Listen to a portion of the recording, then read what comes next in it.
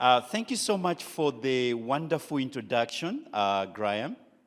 Actually, you folks, should be feeling sorry for me than feeling sorry for Graham, because when you stand in front of bosses, like this, I mean, who are we? Some of us. Graham has become my boss, over the years. Congratulations to Focus on the Family. I know you have come from a very busy schedule, this past month. I always say that if there was a time that Focus on the Family were on their knees, it's when they're doing their events, because you don't know how it's going to work out. So these guys have a lot of faith. Natalie, thank you so much for extending, an invitation to me. This started, last year. That's how organized Natalie is. Actually, she frightened me, because when you meet such kind of, organized people, you want to make sure that, you are next to perfection, which is a failure most of the times, to me. I got this invitation when I had just come back, from Botswana. I was just telling Natalie, this is a big organization called the Media Association International.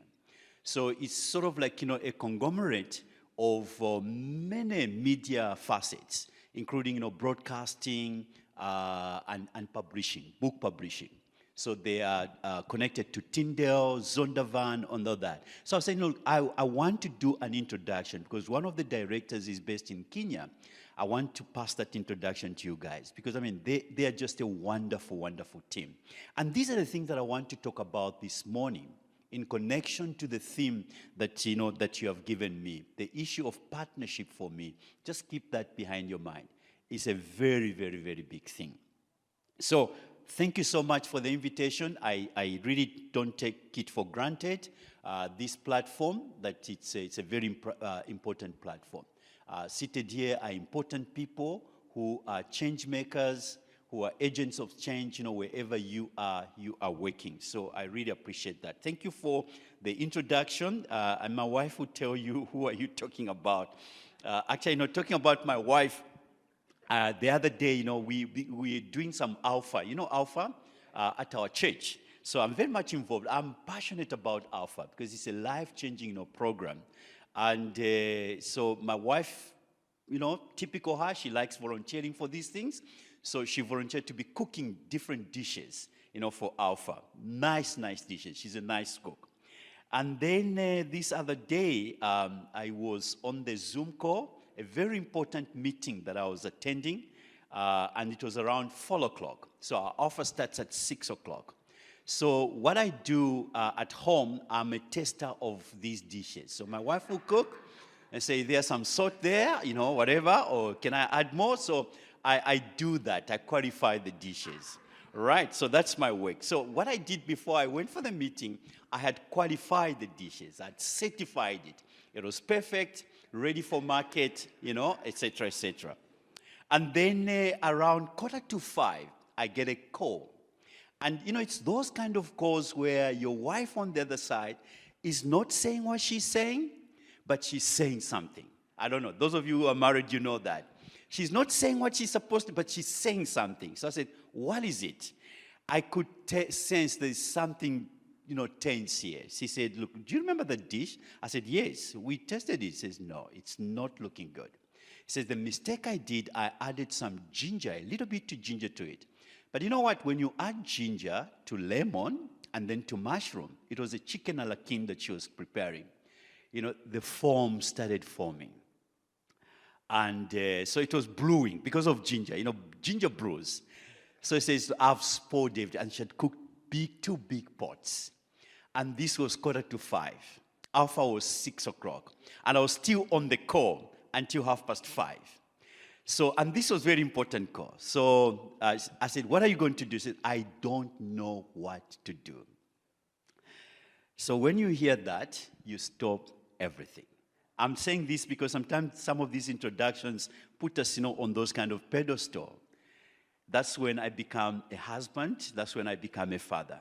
I left the Zoom call on the way it was, rushed home, and looked. As I arrived home, I just could say, you don't need to say words. When you are married for 29 years, those eyes just tell you, we are in trouble here. So I said, look, plan B. Let's do plan B. So we did plan B In 15 minutes, we fixed that.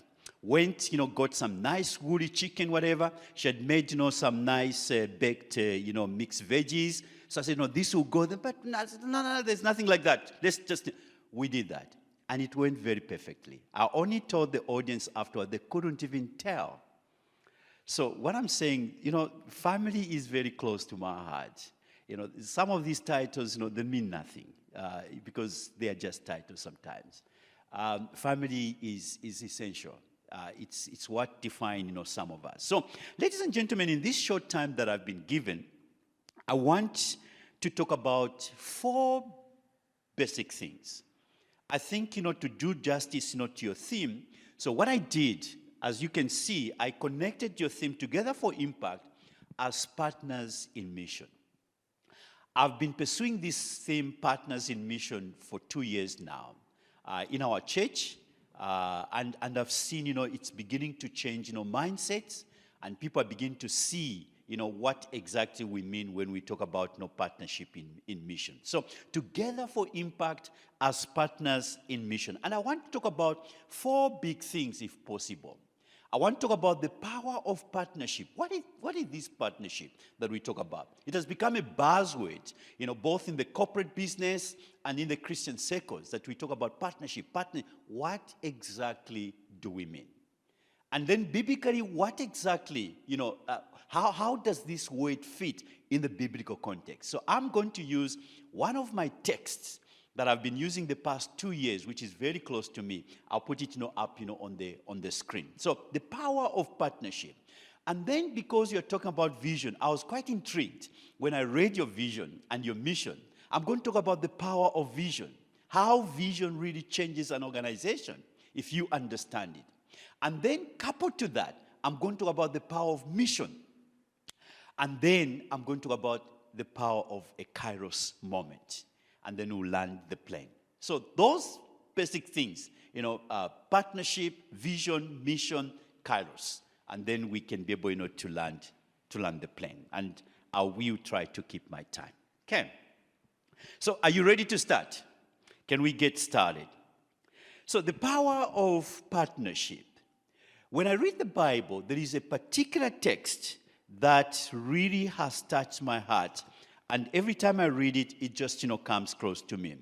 It's a text that you see in Philippians chapter 1, verse 3 to 5. You have it, on your screen. Paul is writing. He's writing to the Philippians, the church that we call the church in Macedonia. He's saying, to all the saints in Christ Jesus at Philippi, together with the overseers and deacons, grace and peace to you from God our Father and the Lord Jesus Christ. I thank God every time I remember you. In all my prayers for all of you, I always pray with joy because of your partnership in the gospel from the first day until now, being confident of this, that he who began a good work in you will carry it on to completion until the day of Christ Jesus. I always pray with joy because of your partnership in the gospel from the first day until now. I always pray with joy because of your partnership. Because of your partnership. And I want you just, that just to sink in your mind, because of your partnership. That's why I'm praying with joy. Says Paul. Remember, this is a church that Paul had planted 10 years after. So he's writing to them because at this point in time he is in prison. So he can't be visiting as a pastor as he used to do on the first missionary journey, the second mission journey, and the third mission journey. So he has done all this rounding, but now he's held in captivity. He's held in prison. So the only way he could communicate with the churches that he had planted was through writing. So he's writing to them. The letter to the Philippians is one of those love letters that a pastor is writing to his congregation. Paul, from his heart, is pouring his heart, to them. And then it is repeated in 1 Corinthians chapter 9, where he talks about a giving church, a church that gave. This is the church. This is the church at Philippi, the Macedonian church. The church that gave out of poverty. They were looking forward for opportunities. Where can we give? Where can we be part of? And he's really rejoicing when he remembers, this church. It's such a joy that is very deep, bubbling, from his heart because of how these people expressed themselves and how they connected to the ministry that Paul, was doing. This is very important, ladies and gentlemen, for us to remember because, there is a reason why Paul is joyful. And he's giving the reason because of your partnership. You came on board when I needed you. You were there for me when I needed you. And you need to remember this. When we are defining a partnership, we are talking about somebody who can come on board with you. Somebody who can walk with you through tight roads or difficult times. That's a true partner. I mean, in business, you talk about, silent partners or sleeping partners. These guys who just, wait for profit. Once you make profit, they show up. Those are not partners. Actually, they don't even qualify to be defined, as partners. A true partner or a true shareholding partner is a partner who share the losses and the profit. That's a true partner. You can't just say, I'm a partner when you have made profit. No. I'm a partner even when we share losses. So from the Christian point of view, when Paul is saying, I really rejoice because of your partnership, the Macedonian church were there for him in very, very difficult times.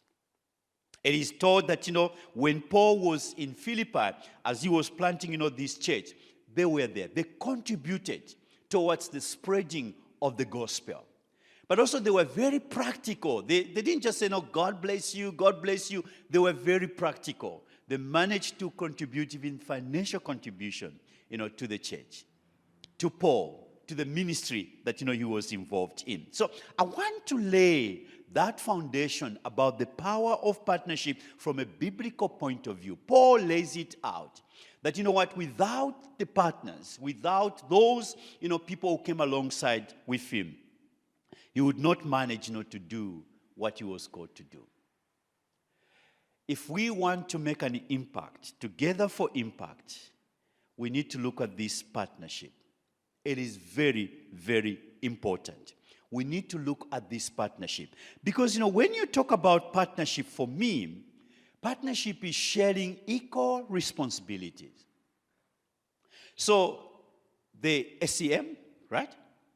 The SCM must begin to look at those who can share equal responsibility. Those who can come on board with you. Those who can be able to help you do much more than you are doing. Because remember, we can't be everywhere. We are not omnipresent. God is omnipresent, all right? Unless if you are. We can't be everywhere. And we can't do everything for everybody. So there are times that, you need to create partners in certain places where you cannot be. Yet, they buy into your vision, they come on board, and they're helping you to do what needs to be done. I think that is very important. A partner is somebody who contributes something. They're coming to the table with you, they're contributing something from what they have. They may not have what you have, but from what they have. I was speaking, at Princeton University when I was invited to talk about, Christian missions. And for me, Christian missions, the way we define, especially, from the first world, my challenge to them is that, when you come to the third world, so-called third world or developing nations, be careful how you come to them.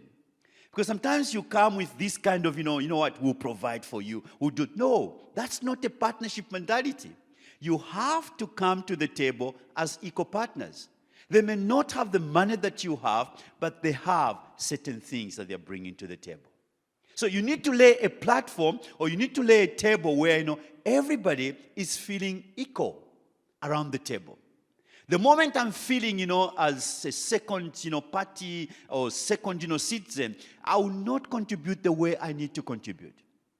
So, for me, this is very crucial to understand, partnership, that everybody is bringing something to the table, from where they're at, from what they're skilled with, from whatever, resources, that they have. They may not have the powerful resources that I have, but they have something that they're bringing to the table. And, this is very important. Even when we are creating, I'll qualify this as I go on. Even as when we develop partners, it's not just everybody becomes a partner. We need to be selective. And I'll talk about that, just now. So, this is very important. Partners in the gospel, the Philippian church, we need to model our partnership understanding around that. Philippians, we need to model our partnership, around that, especially, from the Christian, context point of view. They came to the table. When Paul needed something, they were there. When Paul was away in prison, they contributed something. When Paul was reaching out, with the gospel, they went with him. They came alongside him. Very, very important. Their variable contribution in spreading God's word practically supported Paul in Philippi. Financial contribution, support when he was in prison. That left a mark on Paul. So when he says, I always thank God whenever I remember you with joy, it's because of that impact, that they left, on his life. So the power of partnership goes deeper than just, meeting a person.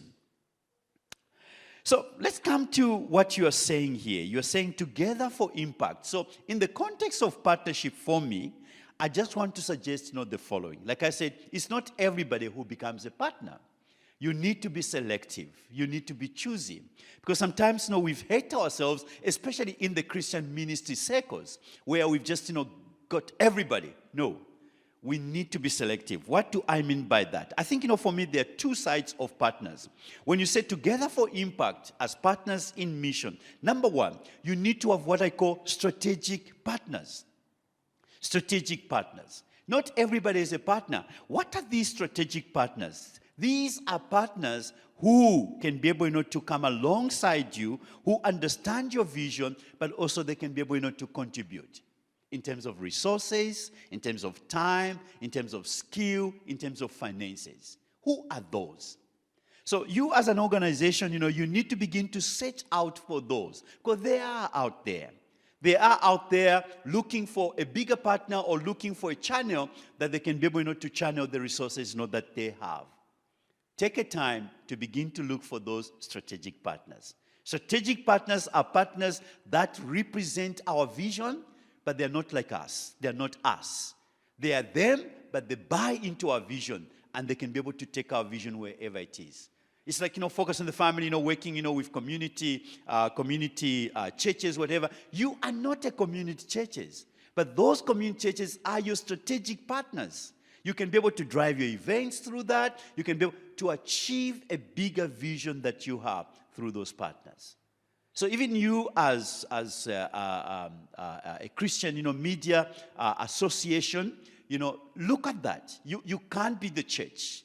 You can't be, whatever organization. I like, the way Natalie said, we are not sort of an organization, but we are sort of like a conglomerate or a conduit of organizations that are coming together with the same vision. That is strategic partnership. On the other side is mission partners. So you have strategic partners in terms of, the resources, in terms of the time, in terms of the skill set, whatever you may call it. But on the other side, you have what I call missional partners. Missional partners are the ones who are driving your ministry purpose, what you stand for.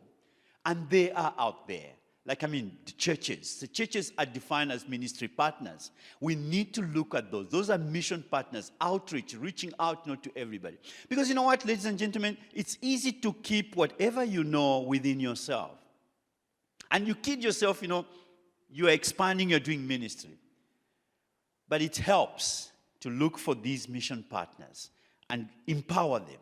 with resources, empower them with training, empower them, with development, so that they can help you achieve the bigger goal that you have aimed, yourself to achieve. Are you with me this morning? Very, very important. So for me, in defining partnership, I look at those two big things: strategic partners, but also mission partners. So the question is, what are your strategic partners? Who are they? Maybe take a time this year as you have unpacked your vision to begin to look at those strategic partners. What are your ministry partners? Who are they? Who can buy into your vision? Who can come alongside you and say, you know what, don't worry, we will set up this for you. We will drive this for you because we buy into your vision. We are like you. We are like-minded. Give us the resources that we need. Give us the training. We'll be able, to run that. Okay, so that's the power of partnership. We will not achieve what we want to achieve on our own.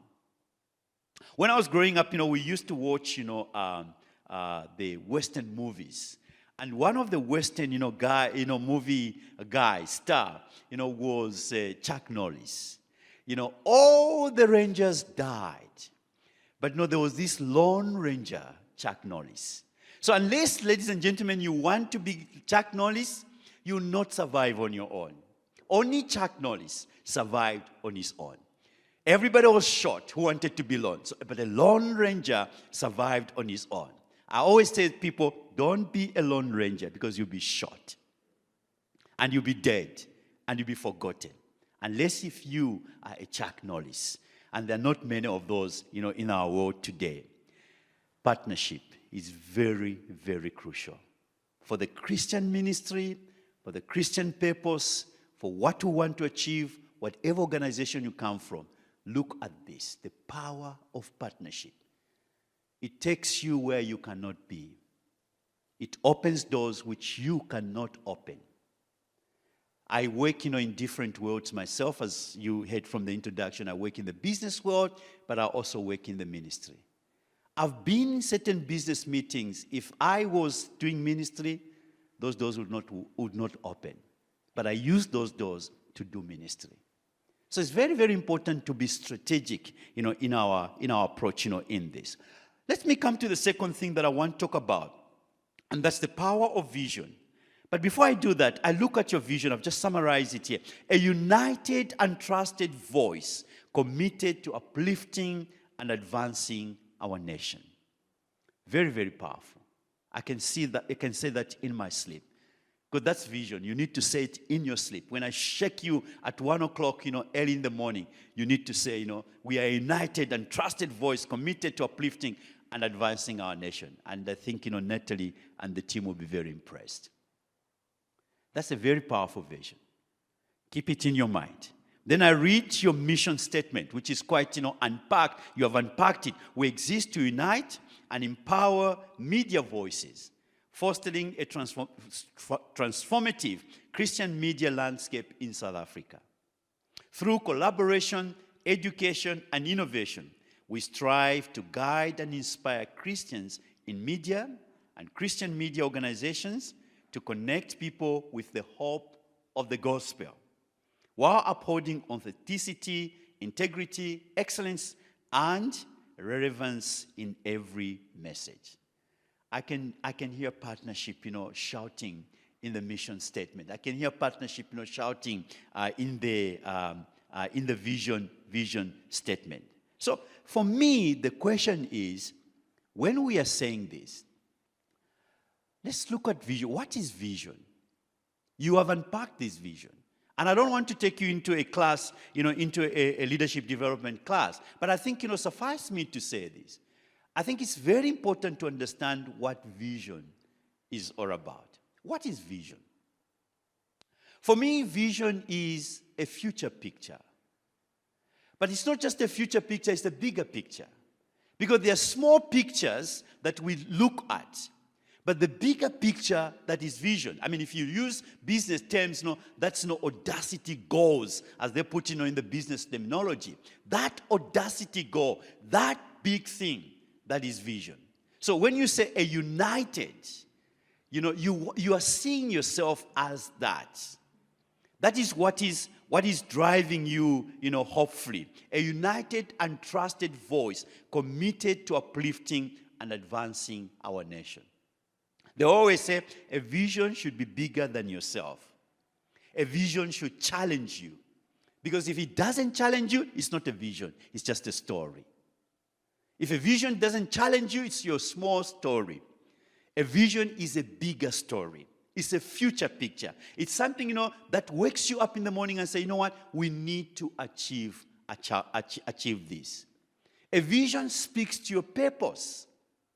A vision answers the question, why? Why are we here? A vision actually, is a very humble statement that challenges you. If you stopped existing today, who is going to miss you? If the answer is no one will miss us, the question is, what type of vision do you have? But if the answer is somebody will miss us, then you are on the right track, because that's what vision speaks to. Why do we exist? Why are we here? What's the purpose of all this at the end of the day? Are you with me, ladies and gentlemen? It's very, very crucial. There's a reason why the Bible says, where there is no vision, people perish. If people can't see the bigger picture, if people cannot be driven by something bigger than who they are, there is perishing that takes place.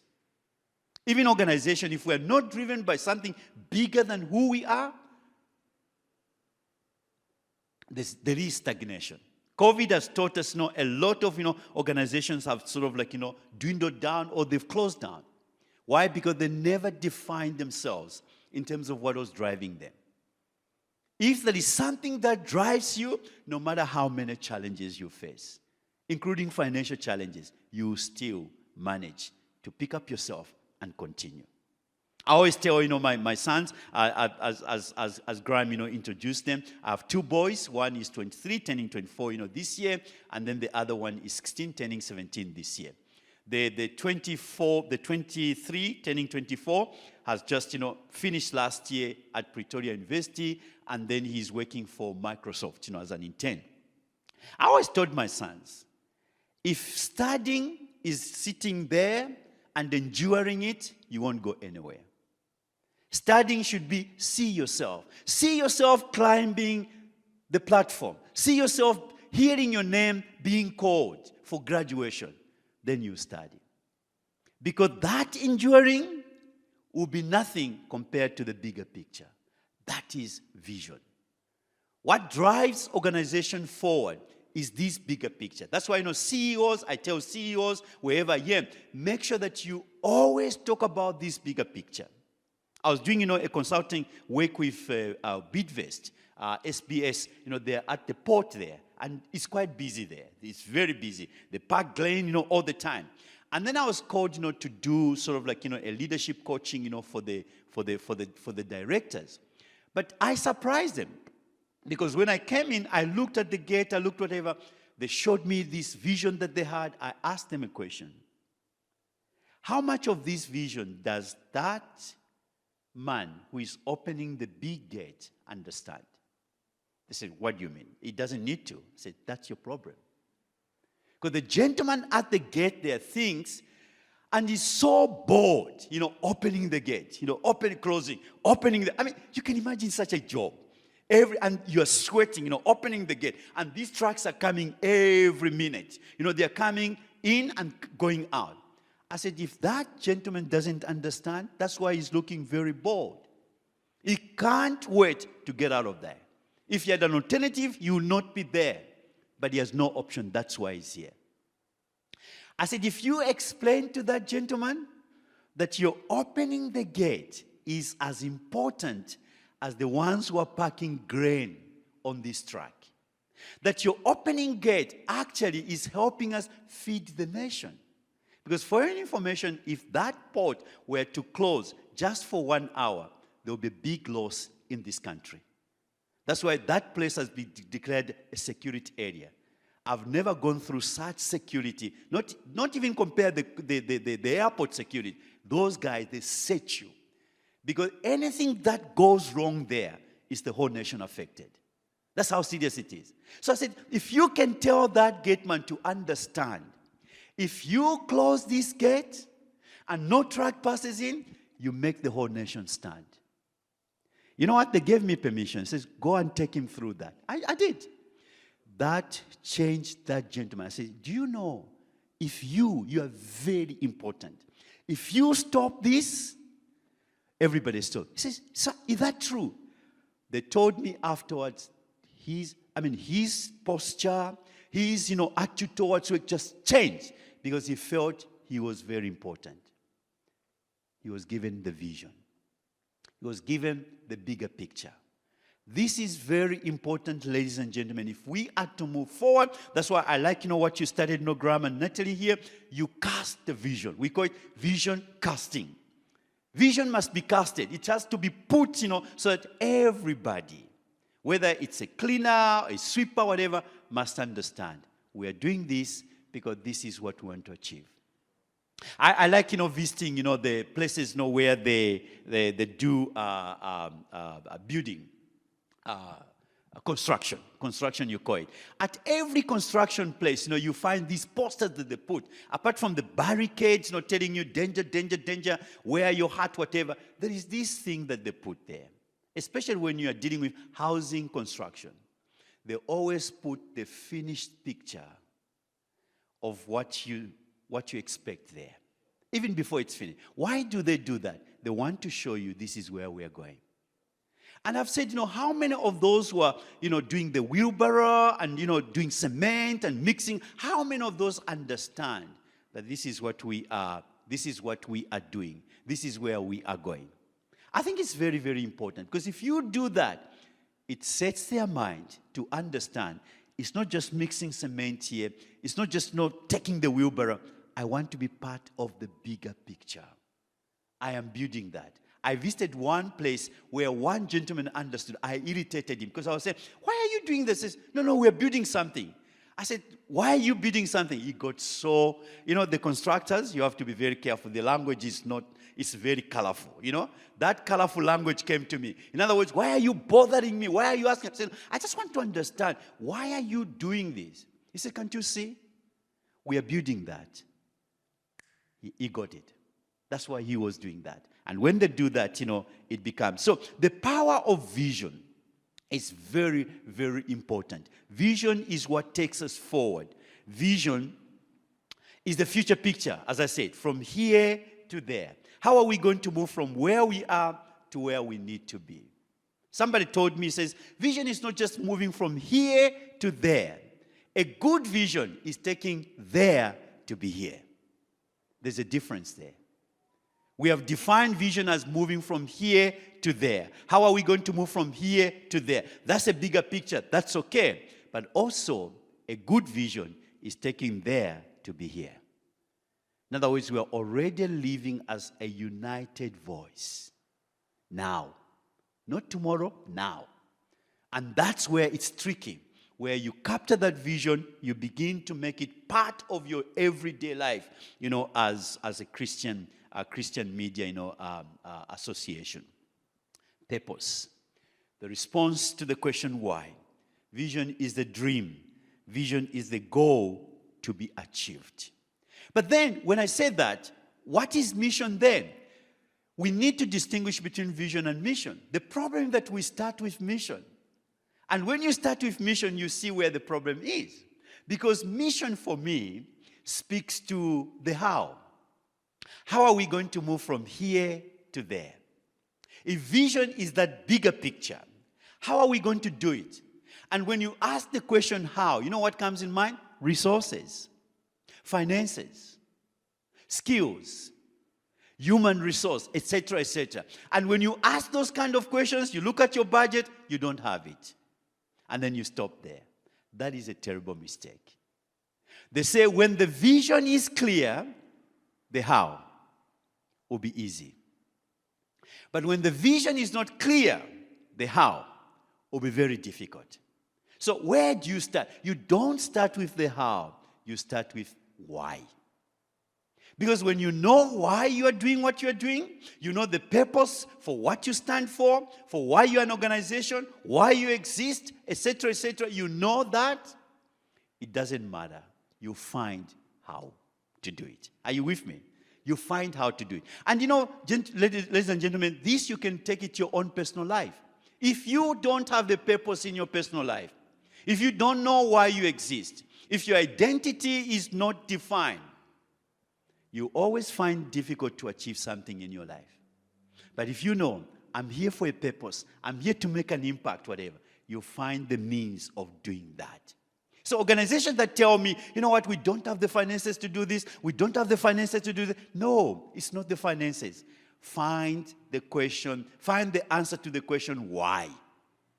If you define that, the how will be found. Partners are just waiting out there to give you the finances that you need because you know yourself. You've defined the vision. What you sell is your vision. What you sell is the bigger picture. And when you sell the bigger picture, people want to be part of the bigger picture. Nobody wants to be part of the small story. Everybody wants to be part of the bigger picture. So mission is the process. So don't get lost in the process. Mission is responding to the question, how are we going to do this? How are we going to move from here to there? It's very important. I always say, I think, Graham would tell you, sometimes, we have these visionary CEOs or visionary, chairmen, where, they will travel around the world. When they come back, you are all in trouble. Because everything you started last week, it changes. Graham knows that, those kind of characters. Because for them, they've seen the mountain. Hallelujah. They've seen the mountain. So when they come to the office, they'll tell you, tomorrow we are going to the mountain. But what they don't ask is how. That's why I like those kind of CEOs who have nice directors around them, operation directors, strategic directors who say, okay, sir, we see you want us to go to the mountain. Leave it to us. We'll work out how. But some of those leaders who kill organizations are those who expect everybody to go to the mountain. The how will sort itself out as we know. It doesn't work that way, sir. It doesn't work that way. We need to figure out how. But there should be somebody to see the bigger picture. Because if we are all engrossed into small operational things, we'll remain the way we are.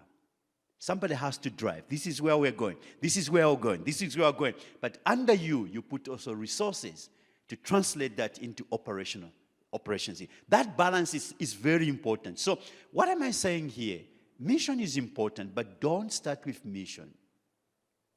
Don't allow your mind to go there. Because once your mind goes there, you get locked up into lack of resources, lack of finances, lack of people, lack of this. And there's so many excuses around this world of mission. Allow your mind, first of all, to explore the vision route. If you're a pastor in the church, explore the vision route. Once you explore the vision route, now you come. You know what? This is a bigger picture. It's a bigger picture. Get everybody excited. Now, figure it out. How are we going to go there? You know what? Because people have seen, because people want to be part of it, a people of, I like this, a people of God's provision. This is very nice vision. I want to be part of this. I want to be part of this, Pastor. I want to be part of this. So how can I be part? Because you've shown me you want to be a people of God's provision. How? Let's figure it out. Let's find out. I hope you're with me, ladies and gentlemen. All right? So the power of partnership is very powerful. We need to understand that. The power of vision. Vision takes us from here to there. But also, it is the ability to bring the there to here. But also the power of mission. You can't just remain seeing bigger pictures. You need to figure how. How are we going to get there? What operations things do we need? What process do we need to get ourselves involved in? What resources should we have? What finances? What tools? What? Those questions are answered within the framework of the bigger picture. In the absence of the bigger picture, those become very discouraging. Those become very frightening. The how becomes a tedious, process.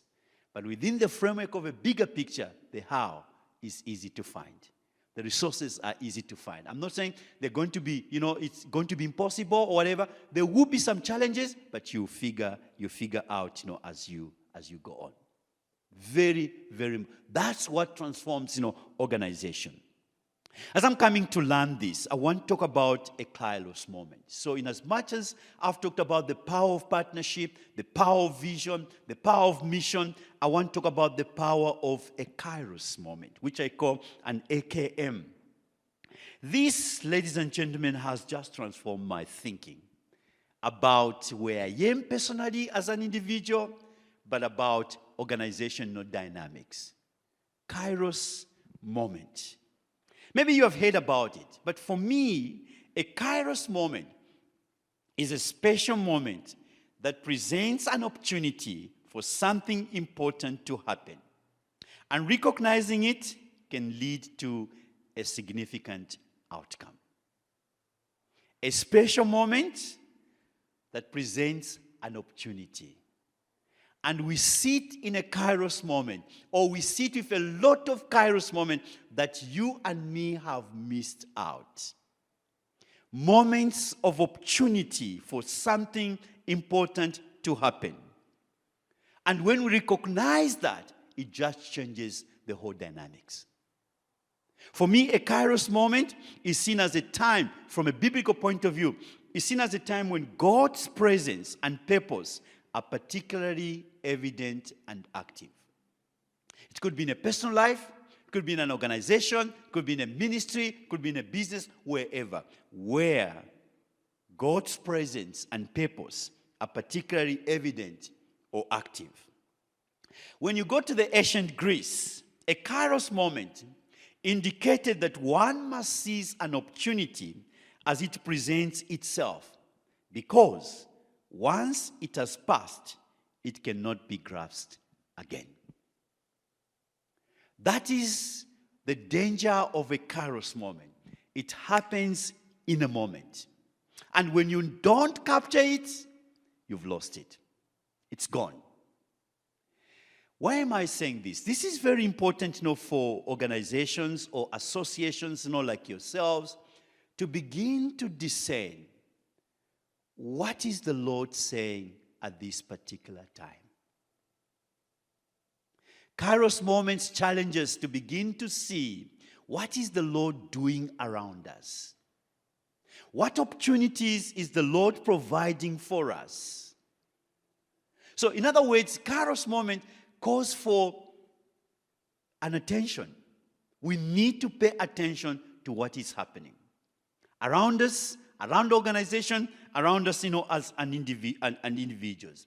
Because if we don't seize those opportunities, if we don't seize those moments, we end up, losing them. A Kairos moment. I'll give you examples. When I read the Bible, Abraham, in Genesis chapter 12, is busy doing his own thing.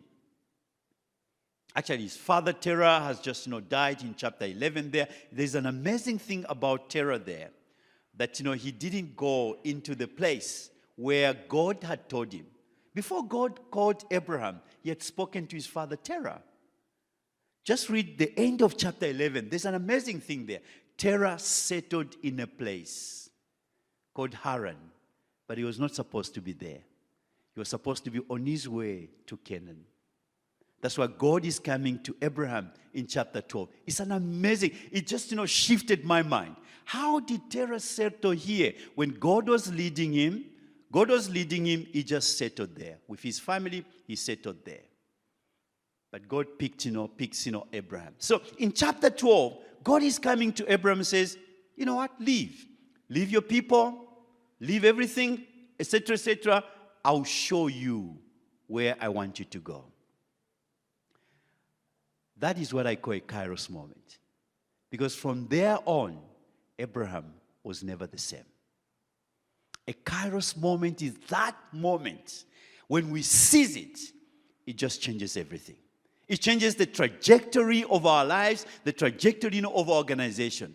And so many of those Kairos moments, I believe, have been provided to us. And unfortunately, we've missed them. Why have we missed them? Because we're in a routine of doing things, ladies and gentlemen. We've got our mind to do things the way they should be doing. A Kairos moment is a place where you allow space. Sometimes God just to challenge you and do things differently. And when you obey that, when you go along that, it just changes, everything. And that's what happened to Abraham. When he responded to that, his life was never the same again. Can I give you an example? Another example. Moses, in Exodus chapter 3. Moses has run away from Pharaoh. He's scared for his life because Pharaoh is after him, especially, his brother. His brother in Pharaoh's, Paros said, this guy, is a murderer. We need to get him. And Moses is on the run. And he's in the wilderness. I'm sure he was so discouraged. Now he becomes a shepherd of the sheep. This guy was in the palace. And you can just feel the discouragement. You can feel the questions he's asking. The questions he's asking about his father and his mother, the belief and the faith they had. And the suffering that he has seen the children of Israel. Because remember, though he was in the palace, he was not a Jew. He was not a Hebrew. He was a Hebrew. He was a Jew. He was not an Egyptian. He was not an Egyptian. He was a Hebrew. But still, living among the Egyptian people. So he finds himself in this space, which is a very low moment in his life. And all of a sudden, he sees something he's seen before. Because burning bushes were not peculiar. Because of the desert, a sprinkle of a fire can burn a bush. So he's seen this before. But what he's experienced is something different. This burning bush has a voice. And this burning bush is calling him to do something which nobody has called him to do. Remember, this was the prince of Egypt. And to be told, take off your shoes, is an insult in the Egyptian culture. To a prince, you can't tell a prince, take off, your shoes. God starts there. Take off your sandals so that I meet you where I need to meet you. Because you think you're so important, you're a prince, whatever, I strip you of that. Then I can be able to speak to you. A Kairos moment is happening here. When it takes a move, going to see, what are you saying? Me taking off my shoes? The prince of Egypt? And then the voice continues, actually, don't come near. Don't come near. Because this becomes a holy place. You know the story, ladies and gentlemen. What am I saying here?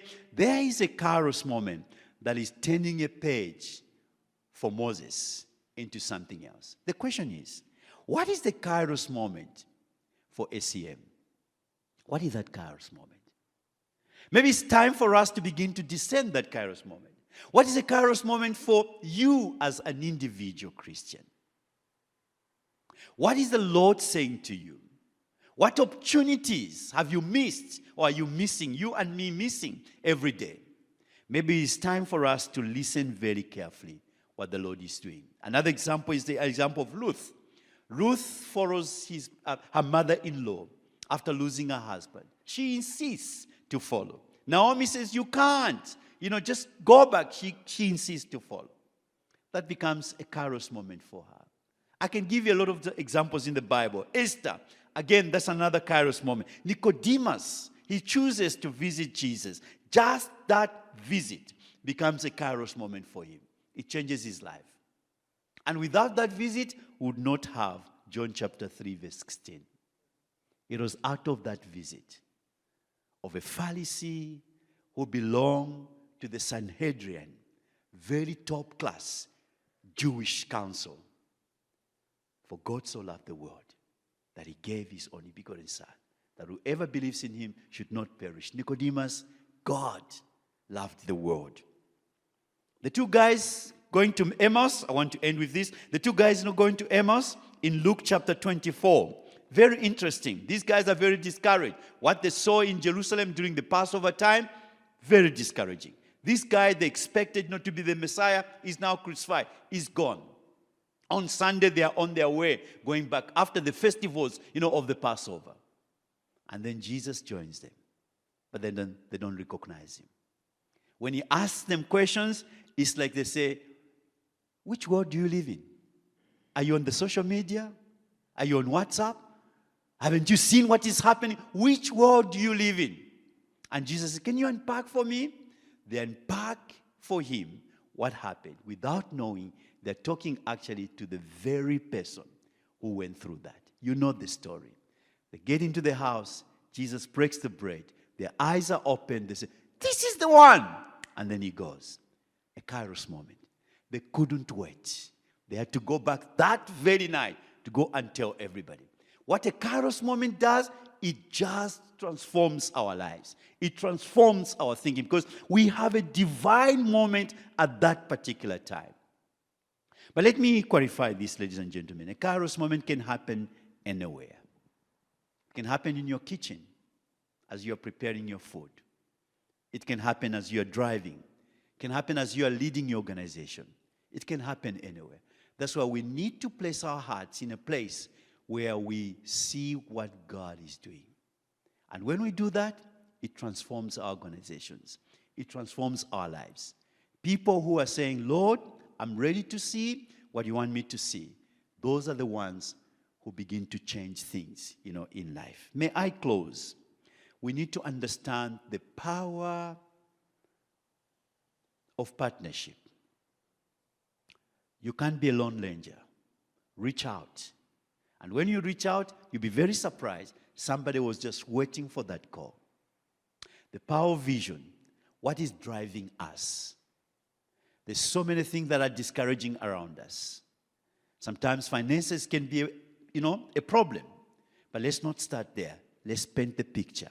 Let's see the bigger picture. And once we see the bigger picture, let's begin to create the process, the house, etc., etc. But also we should be aware that God is at work just as he was doing. Henry Brackaby says, join God where he's already working. Don't start something funny somewhere there. God is already at work. And find out. When you find out, join him. That's what makes a difference. It's very, very important. Ladies and gentlemen, thank you so much. Together for Impact as partners in mission. I'm a partner in mission, and that's why I came here. Thank you for the time. God bless you.